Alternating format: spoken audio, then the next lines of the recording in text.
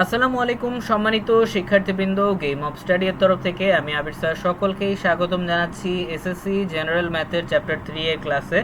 তো এই ক্লাসটা আসলে খুবই যে বেশি গুরুত্বপূর্ণ তাও কিন্তু না, তবে হ্যাঁ আমরা যেহেতু হচ্ছে অনুশীলনের সিরিয়াল বাই সিরিয়াল ম্যাথগুলো করাচ্ছি, তো এটার জন্য আপনার এগুলো ম্যাথও আশা করি শিখে রাখলে ভালো, কারণ বলা যায় না হচ্ছে আপনার এমসিকিউতে এই টাইপের ম্যাথগুলো আসতে পারে। ঠিক আছে, ওকে, তো আমরা একটু দেখি। তো আজ যে ম্যাথের কথা বলবো সেটা হচ্ছে আমাদের 2-এর গ নাম্বার যে ম্যাথটা। তো কারণ এর আগের ম্যাথগুলো আমি অলরেডি করিয়ে রেখেছিলাম, তো যাদের যাদের আগের ম্যাথগুলোতে প্রবলেম আছে বা আপনি যদি নতুন হয়ে থাকেন এবং অনুশীলনীর আগের ম্যাথগুলোতে প্রবলেম আছে, তারা অবশ্যই আমার আগের ভিডিওগুলো দেখে নেবেন, কারণ আমি শুরু থেকেই কিন্তু স্টার্ট করেছিলাম। হ্যাঁ, ওকে। আর এই অধ্যায়ের যাদের সূত্রতে প্রবলেম আছে তারা অবশ্যই উদাহরণের ম্যাথগুলো করবেন, আর সেখানে কিন্তু সূত্রগুলো দেওয়া আছে। হ্যাঁ, বর্গ রিলেটেড যত সূত্র আছে তো সেগুলো অবশ্যই আয়ত্ত করে নেবেন। আচ্ছা, তো আমরা গ নাম্বারে আমাদের বলা হচ্ছে কি 6.35 ইন্টু 6.35, আচ্ছা, plus into 6.35 into 3.65 plus 3.65 into 3.65। আচ্ছা, খুবই ইজি একটা ম্যাথ, চিন্তার কারণ নেই। তো আমরা কিভাবে সলভ করতে পারি দেখেন।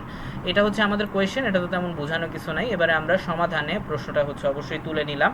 তো তুলে অবশ্যই হচ্ছে অঙ্কগুলো করবেন, তাহলে এটা অনেক ভালো। এখন একটা বিষয় খেয়াল করে দেখেন, এখানে কিন্তু অলরেডি দেওয়াই আছে, এই যে এই দুইটা গুণ করলে কিন্তু আমাদের কি হয়ে যায়, এ স্কোয়ার হয়ে যায়, তাই না? এ স্কোয়ার প্লাস 2ab, এই যে এটা হচ্ছে আমাদের 2ab, তাই না? সূত্র তো নর্মাল বেসিক সূত্র তো আমরা জানি সকলেই, তাই না? তো এবার হচ্ছে এটা বি স্কোয়ার, ঠিক আছে, অর্থাৎ A square plus 2ab plus B square. হ্যাঁ, তো এটা হচ্ছে আমরা সূত্রতে কনভার্ট করব ফার্স্টে। তো সূত্রতে অলরেডি কনভার্ট করাই আছে, আপনি জাস্ট একটু হিন্ট দিয়ে ধরাই দিবেন নর্মালভাবে।